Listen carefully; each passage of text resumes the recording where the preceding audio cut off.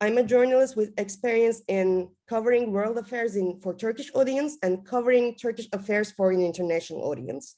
And all along my career, let's say in my earlier career, I had never thought, to be honest with you, I had never thought about the audiences and how the mediums that we choose as journalists affect the way the audiences engage with the news themselves. And my idea of being a good journalist was always, report well, write well, edit well. I had never given a before thought about the audience's way to reach the news. And during my fellowship year at Harvard University in 2020, I've been introduced to product thinking in journalism by a very lovely fellows of mine. And since then, I'm kind of obsessed with the idea of that, how should we choose the mediums to reach the audiences, and how how UX, how research design, how user research in advance would help to engage our audiences better. And this obsession had led me to receive a grant from European Journalism Center to develop a newsletter for senior citizens of Turkey who experienced the harshest lockdown conditions during the pandemic. And then that was also my yaşadık. Aron'dan bir takım gazetecilik ürünlerini öğrenmekte benim büyük şansım oldu.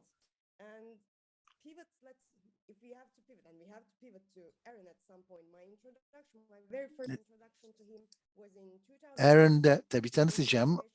Önce çok uzun zaman önce onu tanıtıyordum.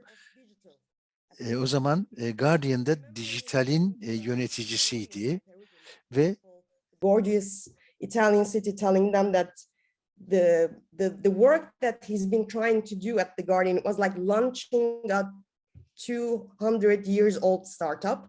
And with his ample experience at the New York Times and the Guardian, and nowadays Aron, with News Catalyst, he helps out journalists throughout the US and internationally to better build products for journalism and to expand their revenue resources.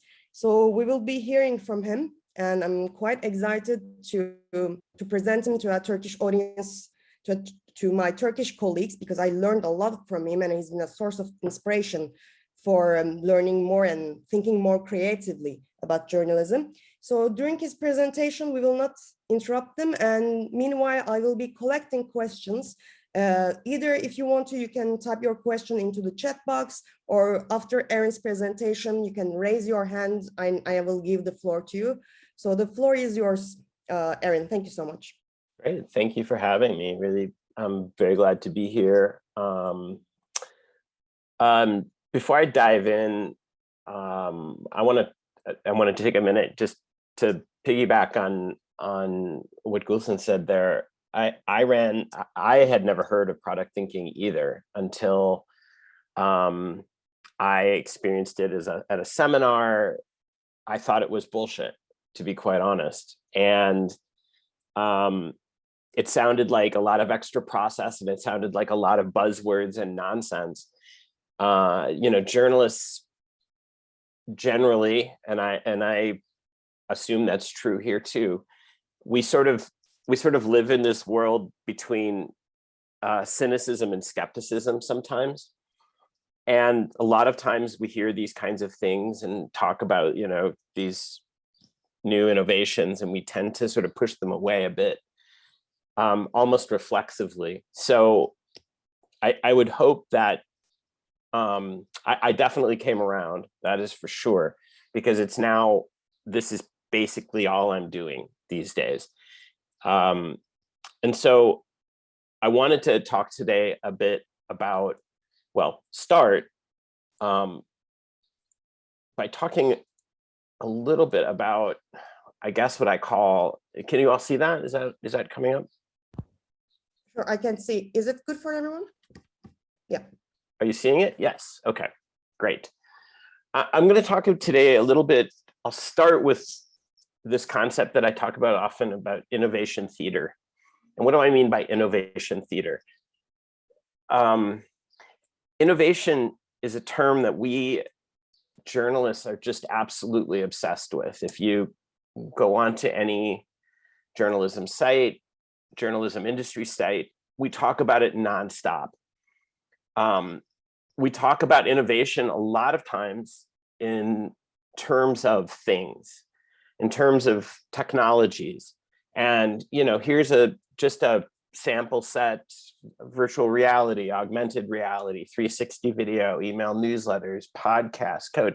These are all terms that we keep talking about constantly as if they're going to all save journalism. Design thinking, hyperlocal, wiki, folksonomy, metrics, SEO, personalization. Some of these are classics.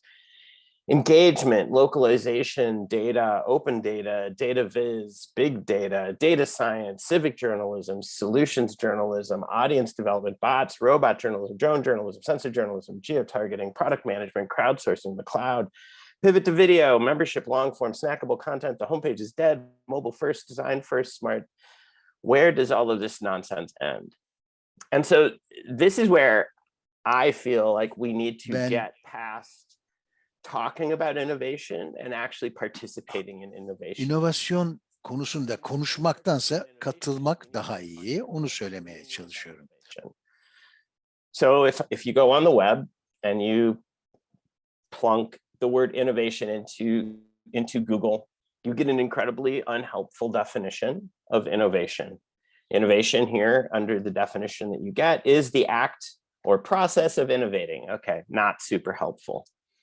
If you go to the dictionary, though, you might get a slightly more useful interpretation, at least useful in terms of what we're talking about today. So the dictionary, the Oxford American Dictionary, will differentiate between the concept of innovation and invention. And a lot of times when we talk about innovation, or the way we talk about innovation, is actually more talking about invention. So invention is a discovery. It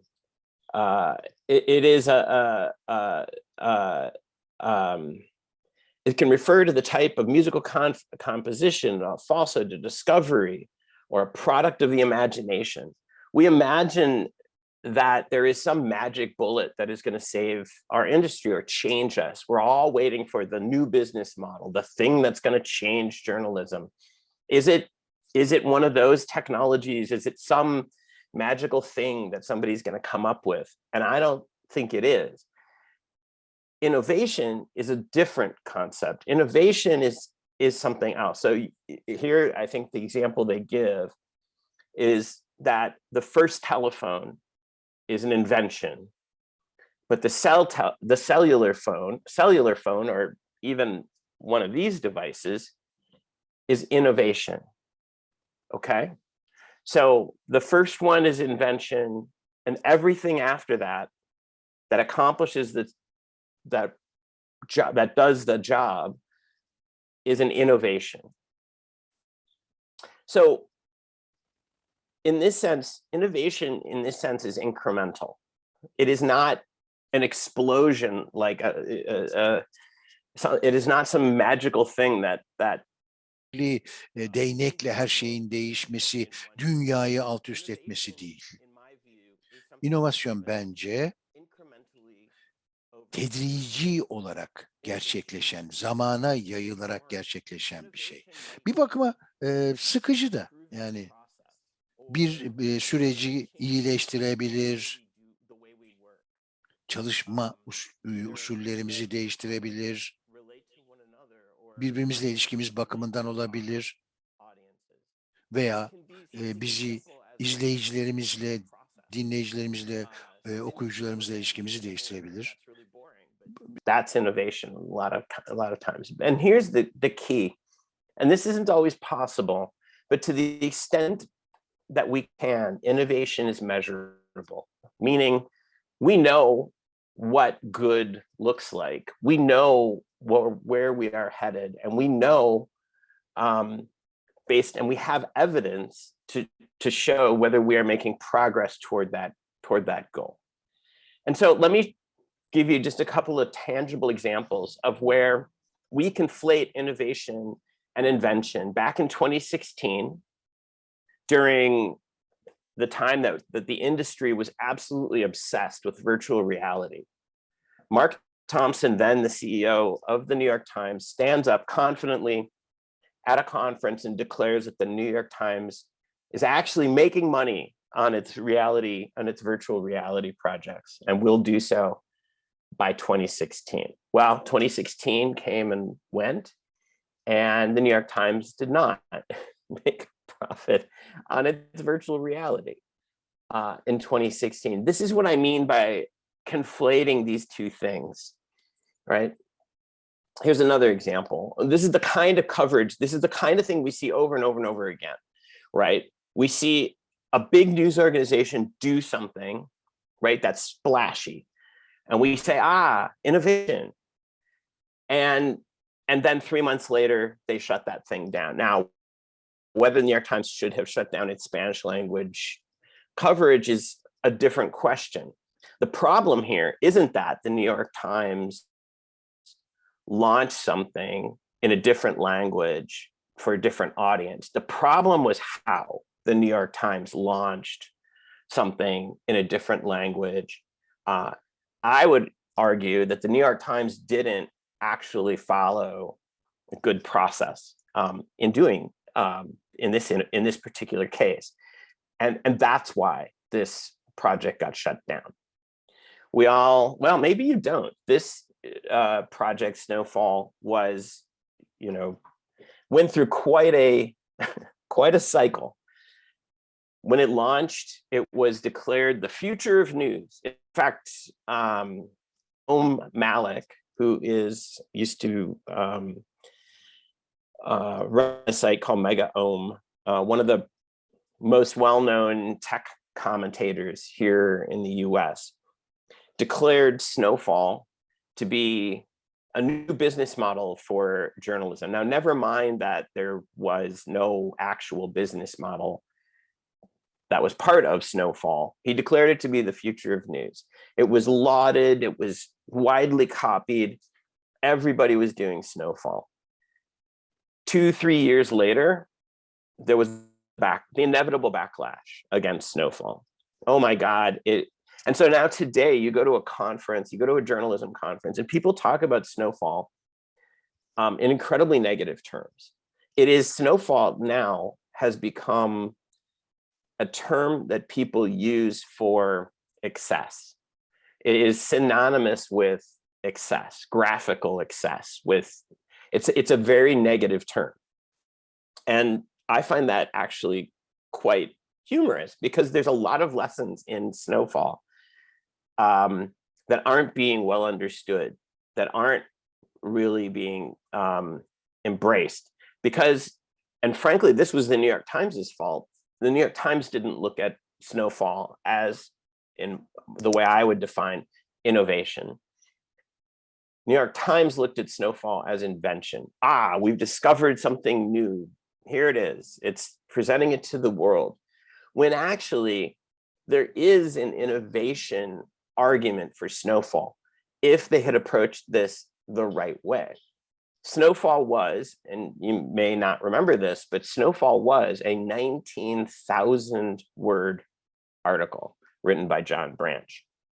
There's no way at that time that the New York Times could simply have taken 19,000 words and put it into its existing article template. The reason Snowfall existed is because there was a 19,000 word article, and they needed to make it consumable in a format that made sense on the web and on mobile.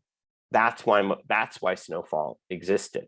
It could have been innovation, but we treated it like invention, and that's a problem. And then here we go again, right? This is another classic from a million years ago. People forget this, but there was a time when everybody was obsessed with Second Life, and Second Life was going to be the biggest thing. And Reuters actually opened a news bureau in Second Life. Why? What was the point of that? There might have been an innovation argument for it, But once again, we're always chasing the sort of bright, shiny. And that is the problem with the way we approach innovation. So innovation ultimately needs to be part of a strategy. That's the point I'm trying to make here, is that innovation can't be just these individual little flashes, the way we as an industry tend to approach it. Innovation should be part of a broader strategy. It should tell you what you should be doing, but more importantly, what you should ignore and what you shouldn't be doing. And there's a beautiful report that I think everybody should read if you haven't seen it. This is the title of it. It's from the Reuters Institute. It was done, I don't know, a few years back. It is a fantastic kind of cross-section of everything the industry is doing right and wrong around innovation. And in particular, there's a particular quote in here that made the circuit quite a lot. And I think it actually encapsulates everything that I'm trying to say here. In the absence of purposeful strategy and reflective practice, ad hoc, frantic, and often short-term experimentation is unlikely to lead to sustainable innovation or real progress. A lot of folks paid attention to the second half of that sentence. I paid attention to the first half. In the absence of purposeful strategy and reflective practice, AKA product. That's what we're talking about when we talk about product, and why I view product and product thinking not as yet another one of those things that I showed you at the beginning of this presentation, but a completely different approach to innovation that actually tells you which of those things you should pay attention to and which of those things you should ignore. So, and I know that this is a relatively, that many in this group aren't super familiar with product thinking. So just a very quick crash course about what we're talking about when we talk about product thinking. So what is it? Why do it? Product thinking is not, well, it's many things, but by and large, for the purposes of today, is essentially a framework for problem solving. That's really all it is. It is a process, a way of identifying, thinking through, brainstorming around problems, and then trying to solve those problems, and then testing to see if you've actually solved those problems or not, and then repeating that and doing it very quickly.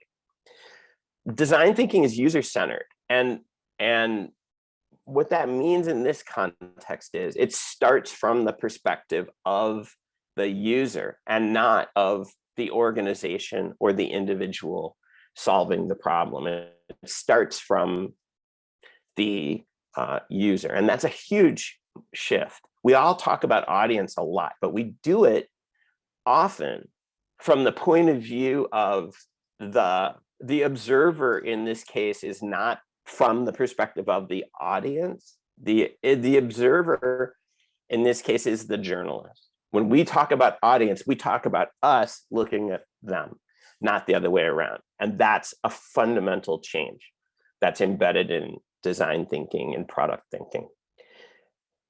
Design thinking, product thinking, which are fundamentally the same thing, they are systematic and data-driven. What I mean by that is, and I don't always mean in the case of data-driven numbers, there is a process that you follow. There is and in doing this, you are seeking evidence that support whatever your hypothesis is or refute it. And I'll show you what I mean by that in a second. But you're getting real feedback from real users, meaning you are getting feedback very quickly from exactly the people you're trying to reach. And it involves quick cycles and long arcs. What I mean is, unlike more traditional approaches to building products and solving problems that we're all kind of, well, that many of us are used to, at least I am, which are you would call it kind of sequential problem solving that involve very long arcs, but also very long cycles. A product would start here, then it would go to the next stage and the next stage and the next stage and the next stage and the next stage, and then boom, it would launch. Whereas product thinking or design thinking is done in a series of very short, very rapid sprints that in aggregate add up to a product, but individually are little tiny steps in that direction. We'll talk about why we would do that in a second. But that's fundamentally what differentiates product thinking from the way we used to do product or product design. And I want to focus again on this idea of being user-centered, because I think this is not very well understood, particularly by folks who are used to dealing with audience in a particular way. It's not about convincing somebody that we're doing a great job, or convincing somebody that they need a thing, or convincing, we always, at least in the States, we talk about, we could solve the problem of local news if we could just convince people to pay for news. You hear that all the time. If we could just convince people to pay for news. That is not being user-centered.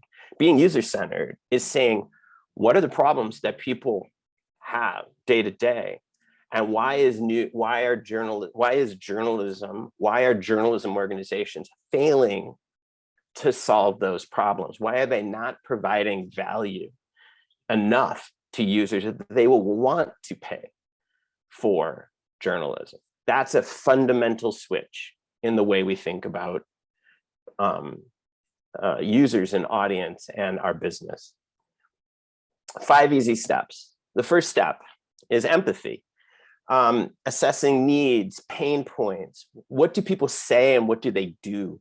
Observe behavior if you can. And it's an approach when I'm teaching this, particularly to my students. Pretend you're an alien, that you've just landed from another planet. Observe everything. We did that actually around cooking. We built cooking. I wasn't involved in cooking back when I was at the New York Times. I was involved in a different project, but it was a series of projects that we approached in this method. But cooking in particular, that team actually went and watched people cook using digital devices. They sat in the kitchen and just observed everything. Right? That's what I mean by empathy. Put yourself in the shoes of someone else. Defining the problem. What did you hear? What did you see? You define problems by using this sort of how might we construct. What didn't make sense? What emotions were expressed? So, this is a slide I use a lot. It's a terrible slide, I know, but it kind of brings everything together. In just this one act of going to, in this case, automated machine to rent movies, there's so much you could be observing about what people are doing, why they are doing it, and what problems they are having along the way or trying to solve, and how they're solving those problems. So it's just a question of being more observant and being more intentional about defining, what the problems are. Defining the problem is really, really hard. And it's really the fundamental core of design thinking, is having a really good problem statement. So I use an example here. I'm a business traveler and a foodie. I end up in unfamiliar cities, and I need a way to find great food that locals love, right? I don't want what pops to the top of Yelp or something else. That's an example of a problem statement. It's user plus needs plus insight. Okay, so it's the combination of who this is for, what are their problems, and insight, which is, what is the thing that we see that we can actually fix? There's an ideation stage. Once you've identified your problem, there's a rapid sort of brainstorming process. And you can do this in lots of different ways. But this is actually, in my view, like the fun part. I'm running my students through this process right now. I'm teaching this as part of a class at Temple, where I am my day job is as a university professor. And the students really love this bit, is that once you've kind of broken your problem down, and you're now just thinking of ideas of how you can solve it, you'd be amazed how clever, what can bubble to the top. And then there's a prototyping stage where you take your solutions, you structure them in some way, and then you sort of pick an approach, like how are you gonna build a prototype, something that you can actually test, take to the users for whom you're trying to solve these problems, and say, hey, what do you think? Is this something that would do it? What works? What doesn't? How do we get feedback? Speed here is the objective. And a lot of times when people talk about prototypes, you think, oh, well, that's fancy and expensive. No, most of the prototyping almost all the prototyping that I do these days is done like this. It's paper prototypes, where you're actually drawing, like physically drawing out bits and bobs, pieces of an application, screens, whatever it is, just to get the idea onto paper, so that you can very rapidly take this and test with people like immediately. That's the whole key here, is that you should be doing these sprints, these very tight, very quick sprints. This cycle should happen in a matter of like 2 weeks. Here's another example. This is actually one that my students came up with, of a paper prototype. Is what are they actually trying to test here? They're trying to test an idea. And so they're doing it in this very not super high resolution way. It's just enough to get the idea across. That's kind of the key. And then you take what you've learned, right? The feedback you've gotten, you test it, right? And then you take that feedback, and then you start at the beginning. You take that, how does that change your problem statement? How does that change? You go back through a brainstorming session, you go back through a prototyping session, another testing session, and rinse and repeat. And now, why would you go through this process, this kind of micro process, and how does this actually improve on things? Well, if you remember, it wasn't even that long ago when I first started at the Times, and I was running a technology team at the time. The New York Times, this is 2006, 2007. The New York Times Times products were built using a process called waterfall. And waterfall is a process that still to this day many organizations use, which is sort of the opposite of this. It's actually one very long arc. And it is a step-by-step process that is usually project managed. Usually what happens is at the very beginning, some executive gets an idea, says, we're going to do a thing. Marketing does some work and says, there's an opportunity here. Then that turns into a project manager going around to all the folks who are going to touch this product and gathering requirements. And that requirements document ends up being about that thick. It has to do this, it has to do that, it has to do this other thing. That gets handed to a design team. The design team designs these pixel perfect comps. That gets heaved over the wall to a development team, and they start writing code. And you can see where this is headed, right? So at no point until the thing actually launches, which can be months or even in some cases years later, do users actually get to say, hey, is this good? Does this actually solve a problem? Only at the end of the process do users really get, and at that point, you've spent a ton of time and a ton of money to find out, oh my God, we did this completely wrong. The idea of product thinking, design thinking, is to shrink that cycle into these little bite-sized 2-week chunks where you can get this evidence and start building incrementally toward a bigger thing. And it's really fundamentally how most modern news organizations are building products today. Okay, just a few terms of art, because you're going to hear these things. I'll just zip through this very quickly. You often hear the term fail fast. That doesn't mean don't succeed. All that means is find out what's wrong and what's right, but do it quickly. Design thinking versus lean versus, there's all these different flavors of fundamentally, I mean, they're all a little different, but they all are of a piece, right? They all sort of embrace this idea of very rapid turnaround, where you're taking a hypothesis, you're gathering evidence, you're brainstorming, you're prototyping, you're getting feedback, and you're doing these very rapid loops. There are small differences among these different approaches, but they're all fundamentally in the same family. We call the rapid prototype a sprint, or sometimes I do anyway, those 2-week cycles. Test and learn. Test and learn is a term that we hear all the time in journalism. And I see a lot of testing and I see almost no learning. You see a lot of those kinds of, anytime you read an article on like Neiman Lab or one of these journalism sites, and you've read a million of these, that are where the innovation piece of it is how news organization X used technology Y to report story Z, right? You see these all the time.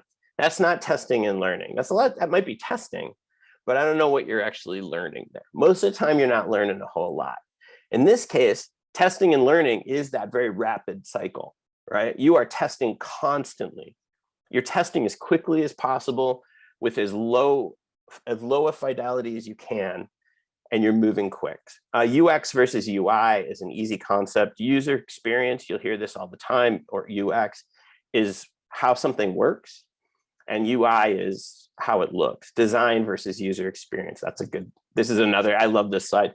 This is design versus user experience, right? So this is an art exhibition, just completely beautiful, but useless, right? You get the idea. Okay, so who's doing this kind of work the right way? Outlier Media, none of these are going to be the New York Times or Washington Post or any of those organizations, just FYI.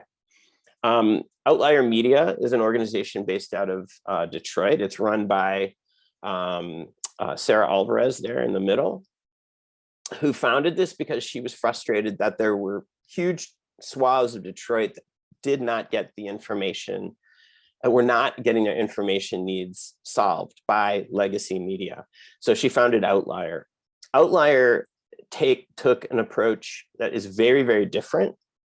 The core part of their of Outlier, which is nonprofit, is a text messaging and information service that connects users directly with reporters and directly with the information they need.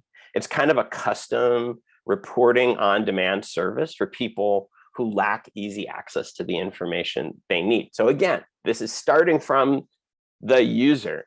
What problems are they trying to solve? What can we do to solve them?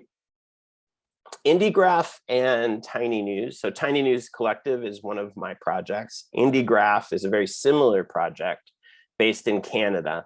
We're kind of joined at the hip right now. We're talking about bigger partnerships, but our frustration with the lack of progress around news deserts, parts of the country here where there are no news organizations, or where the news organization has gone away, or what I would call hidden news deserts, which are communities that have never been well served.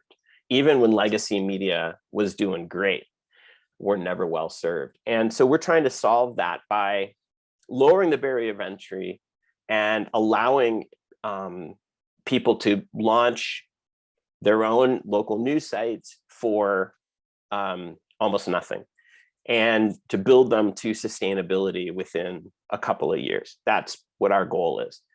We provide everything, training, we provide a platform, we provide all of monetization, everything you need. And then with the hope that 2 to 3 years down the road, you will reach a point of sustainability and off you go. Again, starting from the point of the user. What do they want to do? How can we help them solve that problem? I'm gonna skip that one. Kensington Voice is a site based here in Philadelphia. It was launched by one of my colleagues, Jillian Bauer-Reese. And it is a local news site, and it looks very traditional, but the way they approach local news in Kensington is very different. They report stories in collaboration with the neighborhood, with Kensington. And the reason Jillian launched Kensington Voice was that at one point, not that long ago, Kensington was seen in the height of the opioid crisis. Kensington was seen as kind of ground zero of that crisis nationally. And you had all these major news organizations, the New York Times in particular, parachuting in and doing reporting from Kensington like it's like foreign correspondence almost. And it was offensive, it was superficial, and it really ticked a lot of people off. And so Jillian decided, I want to do this differently. I want to do something that is in collaboration with the community, not something that's extractive. And she launched Kensington Voice first as a class project, and then eventually as its own news site. Kensington Voice has an open newsroom. They have open news meetings. They bring the community in. The community members can write for Kensington Voice. They can be trained by Kensington Voice to write for Kensington Voice. It's multilingual. One of the key things that Kensington Voice does is get out into the community. They do a lot of tabling. They show up at the library, for example, to copies. And Kensington Voice started as a digital publication, but again, starting from the point of view of the user, Kensington is one of these communities in Philadelphia where internet access is actually quite limited, or much more limited than it is elsewhere. So Jillian actually launched a print publication, believe it or not. And so that's Kensington Voice. Oakland Side's another, started years ago, actually. Very community focused, very much focused on the community of Berkeley. Berkeley Side was the first one, and now they've just expanded into Oakland. It's a nonprofit, community-driven news site in Northern California. City Bureau, I think, is maybe the most interesting experiment in news, if you haven't heard of it. So it's based in Chicago, and they launched, I don't remember when they launched, a few years ago now.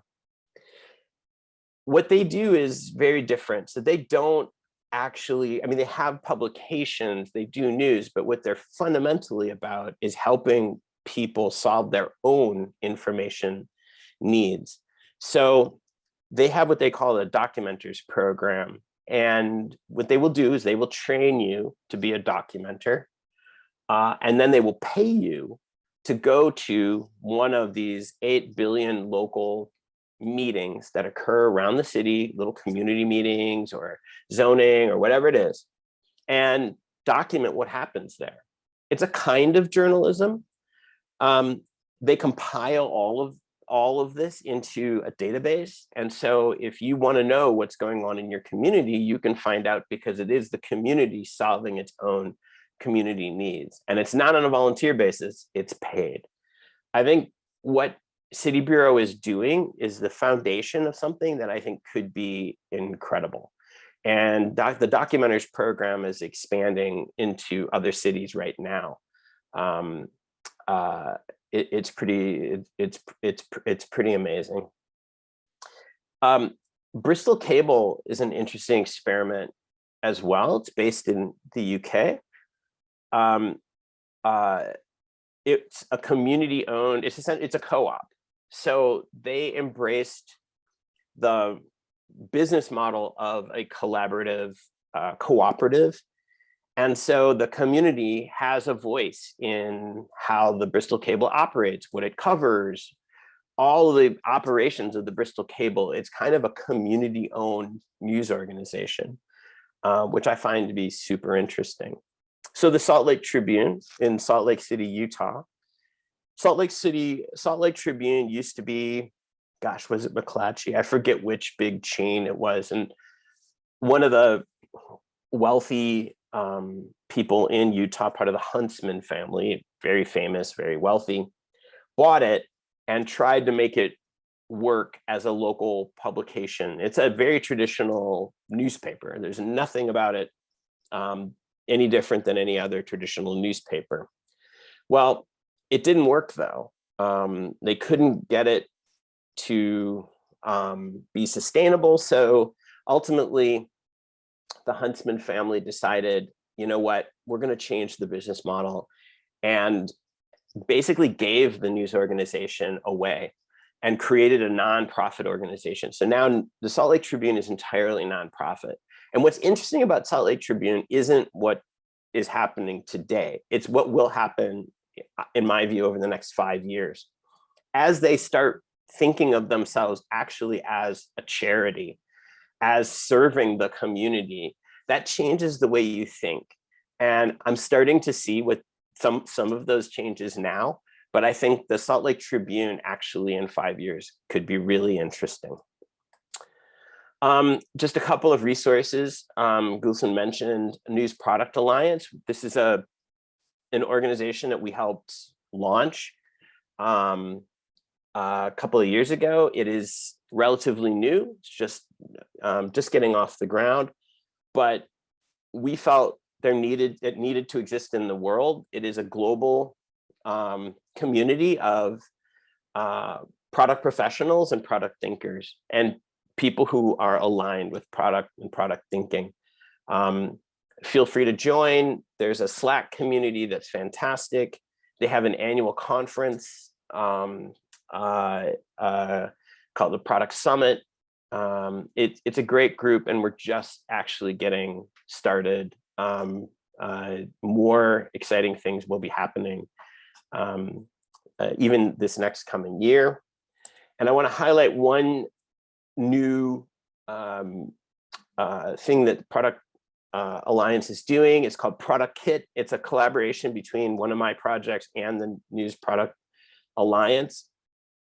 Think of it as product in a box. So it combines practical guides, strategies, research, everything that we're talking about today in a lot more detail, and how to implement something like this in your newsroom.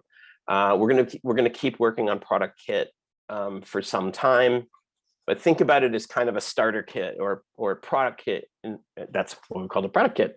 Think of it as sort of product in a box, something that you can take to help inform your own news organization. And okay, I have yammered quite a lot here, and I'm sure people have questions. I'll put my contact info in the chat if anybody wants to follow up with me directly, but at this point, I'm happy to take questions.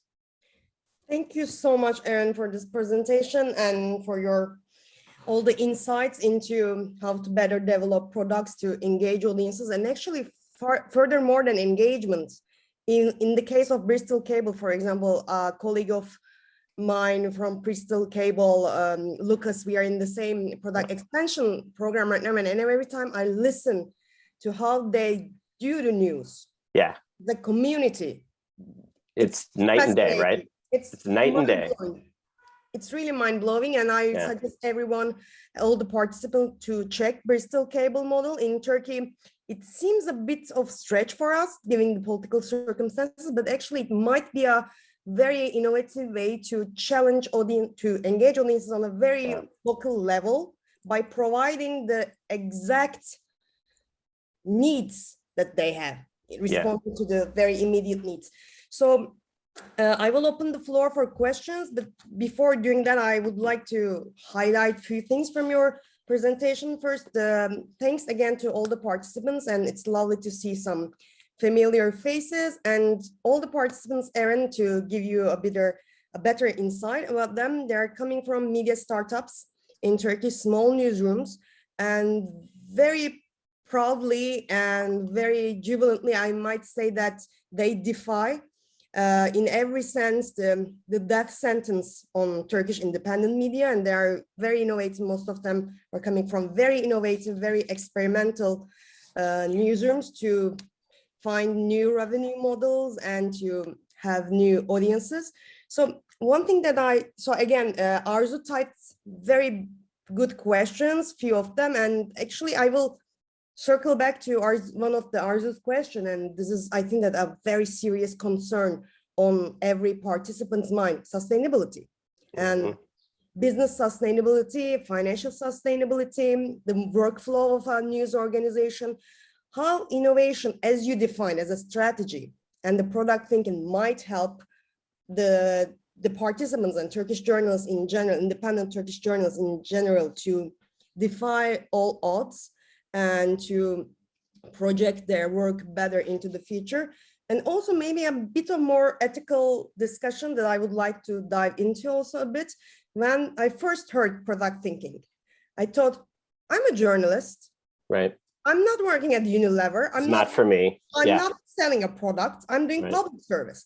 Right. But yet more and more progressively, I learned about the concepts. It's actually at the very heart of the definition of public service. Right. Would you expand on that a bit more also? Yeah, I almost think that I go back and forth between design thinking and product thinking for that reason, in part because you hear the term product and immediately some journalists will be, right, like, that's not me, that's business, don't get near me with this stuff. Whereas I actually think the approach is very much aligned with how journalists can and should be thinking. You can apply this methodology to your own beat if you wanted to. And I know journalists who have. So I think I think we have to find ways of getting past sort of the immediate defense that goes up when you talk about something that doesn't feel native to a news environment, a newsroom environment. And it's one of the biggest, I think, obstacles we have as an industry, actually, in my view. And so I think, like, key to that is product thinking. And why I believe that is because product thinking is not a thing, it's a process. It is a process that might involve other things, platforms, tools, technologies, and all of that. Or, as in the case, sorry, I'm going to go on, but the product kit came out of the brilliant mind of Jessica Morrison, who worked with us for about a year on it. Jessica Morrison is a journalist. She worked at a science publication and became very frustrated that the publication seemed to be kind of floundering when it came to launching new things and reaching new audiences and so forth. And on her own, decided we need to do something about this. She had an incredibly supportive editor-in-chief, and she developed a product team. There's no product managers there. The product team were people who were making these decisions, the product owners, people who were involved. So it could be business side, but also editorial, and brought them together and developed the process so they could all participate and collectively make decisions in a way that made sense. And product kit is the manifestation of that. So I do think we need to get to a point where newsrooms are active participants, if not leaders, in this. If for no other reason, but we journalists have the most to lose here. Ad sales people can go sell ads elsewhere. Subscriptions people can go sell subscriptions elsewhere. News people, there is a limited number of places where journalism is happening. And so that's why I'm like passionate about this. And I think it really does. We get past the language, and I think journalists will embrace it. And they've started. Absolutely. Jessica Morrison is such an inspiration herself also. Yeah. And I want to really underline your pitch for Turkish journalists joining News Product Alliance. For the first two summits of, for the first two product summits, I think I was the only attendee from Turkey. And still it was very, very interesting. So I highly encourage my colleagues also to join the Slack and to so let's change that. I mean, one of the debates we had, and it's ongoing, is News Product Alliance, what we don't want News Product Alliance to be is very top down. Yeah. But at the same time, we don't want it to be what, if you're familiar with Hacks and Hackers, that's another organization I was originally involved with. Hacks and Hackers was just an idea, and people embraced it, and then they conceived of whatever they want. It needs to sit somewhere in between. So there may be some world in which there's a local entity called News Product Alliance, maybe based in, maybe just serving Turkey, I don't know. But don't assume that it's just a US thing. We're trying desperately not to be. In fact, our executive director is Argentinian. So there you go. Yeah, you have Felike. I will pick Arzu's last question. And for everyone, please feel free to raise your hand, type, and you can ask the question in Turkish. Also, we have translators in case I think that I will do my best with translating for Aron. So I will be reading Arzu's question. Thanks for sharing so many great examples. Taking this into account, do you think it makes sense to start with niche topics instead of launching full-on news platform, especially in the context of innovation journalism? Can that help build the kind of problem-solving audience engagement we want to build? That's an interesting question. I mean, I would say sure. I think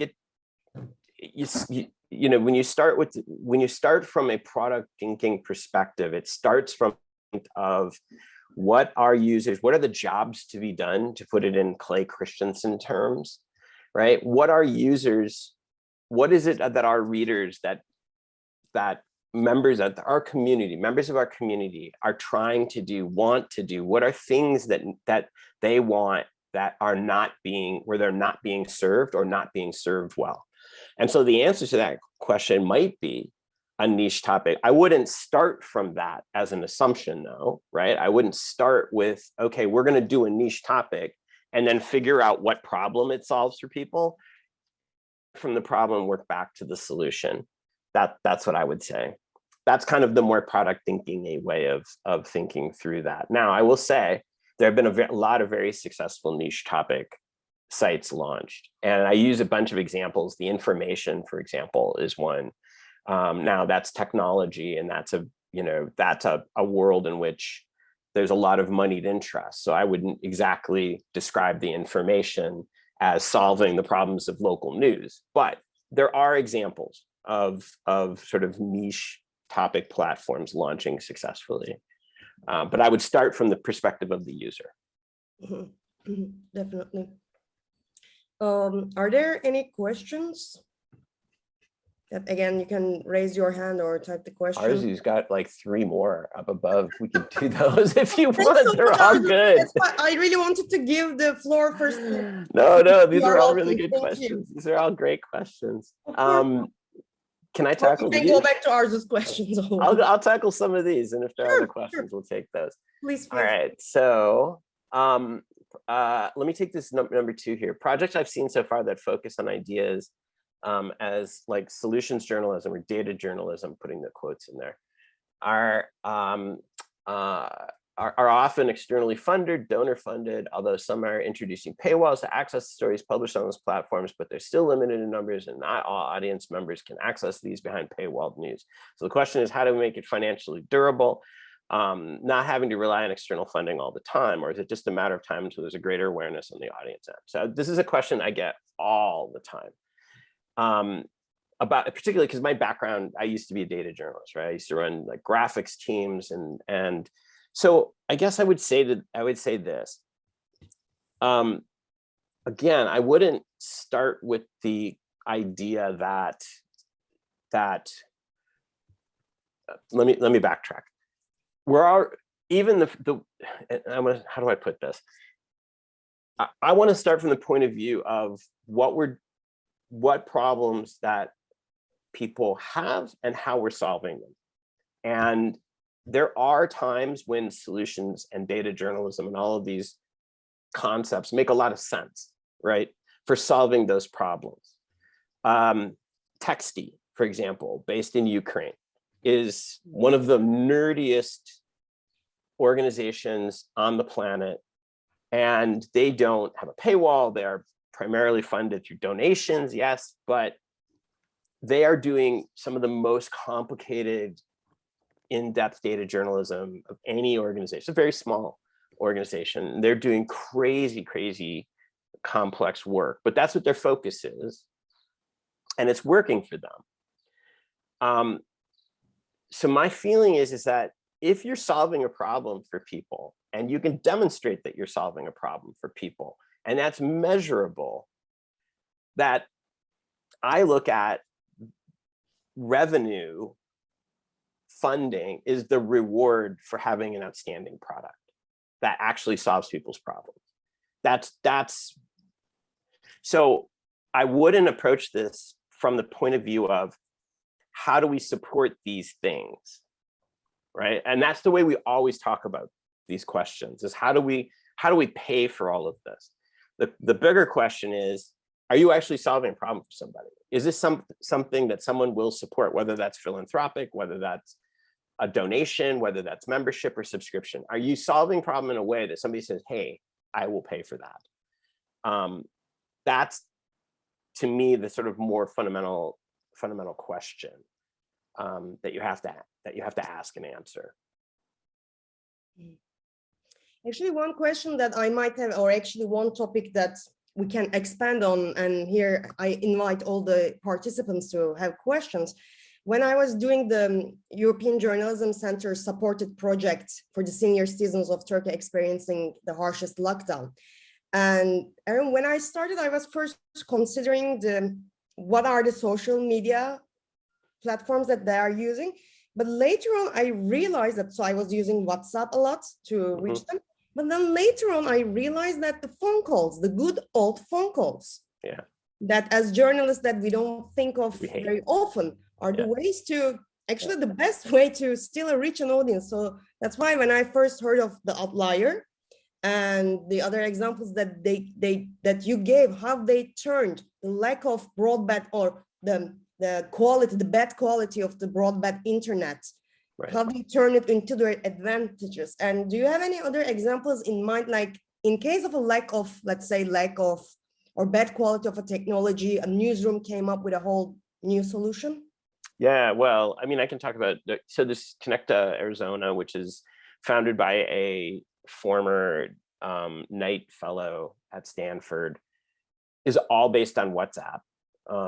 Entirely 100% based on WhatsApp. Now she's still sort of now in the process of trying to figure out the business model, obviously, but she built it into a community of like thousands just by approaching, by approaching WhatsApp as, this is my platform, right? This is where this is happening, and did something that was native to that platform. So, again, it just sort of, it kind of goes back to, here's what I would say. I'm going to answer this in a very abstract way. I think we've all at various times felt sort of option overload, where you see an organization doing something over there, and then, it's kind of this combination of like, there's so much out there. There's so many different things we could be doing. And then there's also this notion of like fear of missing out, where it's like, oh my God, the New York Times is doing this and the Washington Post is doing that. And I would say, just stop. Just stop with that. It is completely unhelpful.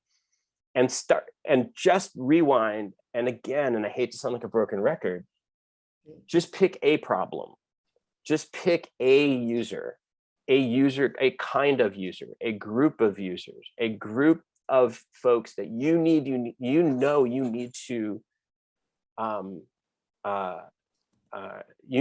need to reach, and just focus on that problem. And that might lead you to WhatsApp, that might lead you to a phone call, that might lead you, in the case of Kensington Voice, to setting up a table at the public library every weekend and handing out printed copies of the Kensington Voice. This is the only place where I would say a printed publication is innovation, right? That is absolutely innovation.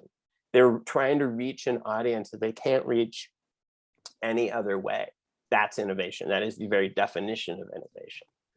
So just start from and ignore all the noise. That is, to the best you can, just ignore all of the noise. That's what I would say. Absolutely. Thank you, Aron. And in regard to, not paying attention too much to the noise, and in Turkey, again, the hurdles are coming in very different shapes, political ones and financial ones. Yeah. But when you say pick a user, it really resonated with me in a sense that whenever I'm talking to colleagues who are eager to launch something out, to launch a media startup, and the idea they have very initial is to, let's have a website. And then I ask, what is your audience then? And the most common answer I get is that, oh, everyone. Everyone.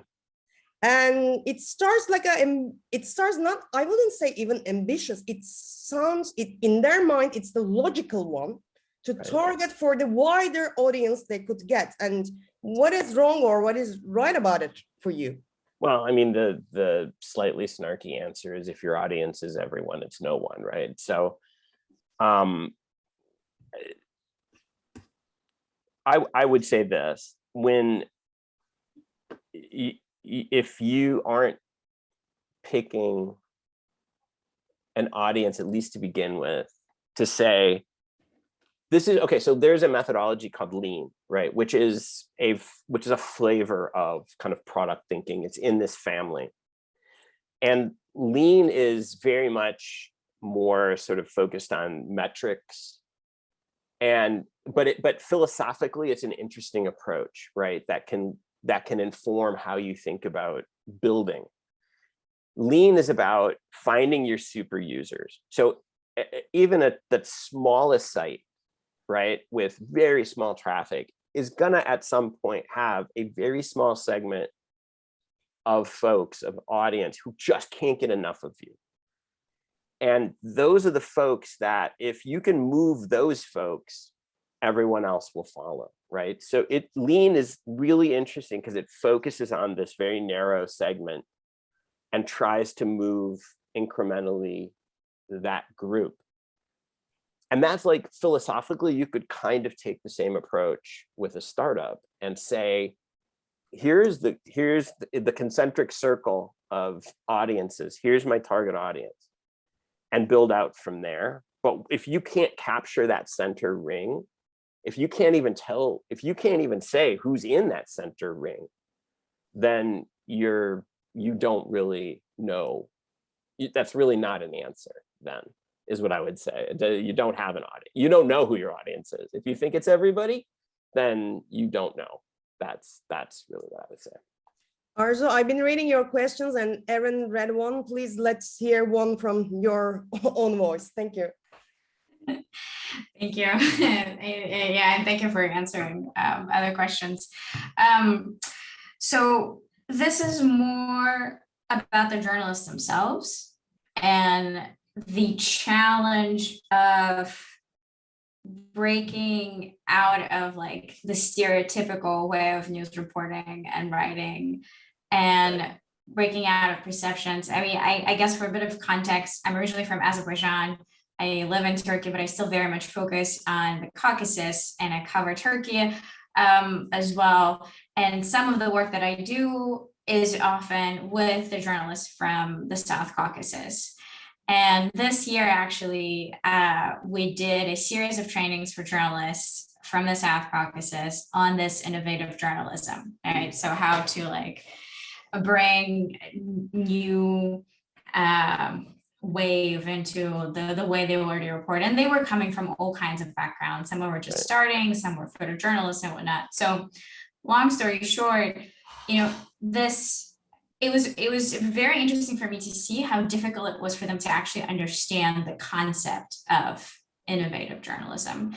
And so, you know, coming back to you, how much of that do you see or it comes across your way, like when you meet journalists who have a hard time making the switch or embracing this concept? And if you have any recommendations on like how to encourage people to make that shift in a way. Yeah, I know what you mean. I think it's hard because we don't do a particularly good job of self-reflection in our business, right? We sort of have a way of doing things and it's the way we've always done things. And the answer here is just to do more of it and do it better, right? Or whatever. And I guess I don't know that I have any sort of like great answer for, oh, if you say these 4 magic words, then journalists will immediately grasp it. But I know for a fact that here anyway, in the States, the economic crisis that is now on the verge of where, you know, legacy news the legacy news industry is fundamentally, I would argue, at the precipice, if not over it, of complete and total collapse. Because yes, are there still news organizations operating and making a substantial profit? For sure. Are they actually like relevant anymore? Are they having the impact that you and I and others would say? I would say absolutely not. And they probably in most cases haven't for decades. So how do you convince journalists to say, hey, we need to rethink this? And how are we going to do that? That's why I was sort of like, when we started talking about, I wish we could come up with a new language. Because anytime you start talking about product thinking or design thinking, you start terms of, you know, using terms of art that folks in that world understand. I think it loses people. Or it says, oh, that's for somebody else, or that's not for me. I wish we could come up with a different language for it. I mean, that was like one of the most successful strategies. That's what I would tell people. Like in the days of when I was running a tech team in the newsroom, that was like one of our classic strategies, is just use a different word, right? Don't call it marketing, call it reader outreach or something like that. And it could functionally be exactly the same thing.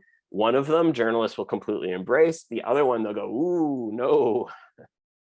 You know, I think it really does come down to sort of being a little more self-reflective and embracing this, embracing the idea that what we are doing isn't always the right way, and that journalism doesn't have to look like it always has.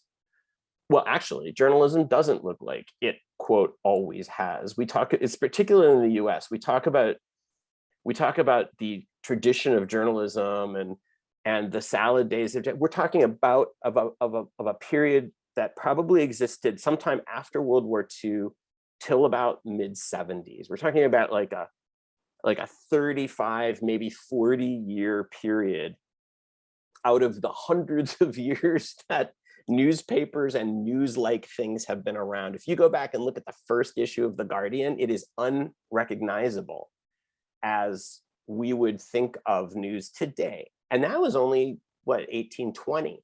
So, you know, honestly, like, we need to stop thinking of journalism as this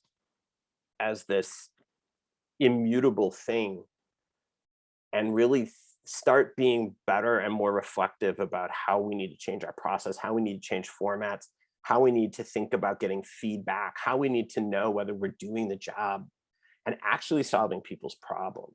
And that's why I constantly point to organizations like City Bureau or or Outlier. And I don't come with presentations loaded up with Washington Post and New York Times and all the others, because I don't think any of them are doing that. I think the most innovative news organizations, at least in the US, are these ones that I'm pointing to, these smaller organizations that are actually starting from the premise of, hey, we need to be solving problems, right? We need to be problem solvers, whether that happens in the form of an inverted pyramid 1,200 word article, or whether that happens in the form of a text tree via SMS. It's journalism. So I don't know. I wish I had a better answer for you. Really do. But it's a great answer as it is. Thank you so much, Aron. One last question for me, and again, because we are entering the final 10 minutes, and again, I invite anyone who wants to ask a question. It will be a kind of a bit of personal / professional question for you, Aron. Since you worked and you were in a position of power to transform the Guardian and the New York Times, how the transformation, and you really made the point that in your eyes, the most innovative news outlets in the US are currently the small ones and reaching out to very well-defined audiences. For you, how the transition felt? In a way, of course, the Guardian and the New York Times, the possibilities and the means that they have financially in terms of outreach, everything, and how did you make the transition? What was the challenge for you, or what was the brightest happiness for you? yeah, that's a question that I've been actually struggling with for a long time. And it's a good one, because I think people assume, I did anyway, that once you've reached a certain level of seniority, that once you're the person who was saying no to you all the time, that you could somehow turn around and start saying yes.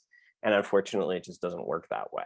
So it may actually surprise you that one of the great frustrations was that the more senior I got, the less agency I felt like I had in some ways to make the changes that made sense. So because you're talking about an entire organization versus a small team, the most innovative time, I would say, that of the time that I spent there was like 2007 to about 2010, when we operated as this very small team in the newsroom with very little oversight. Management didn't even know we were there, to be quite honest, right? And that was beautiful.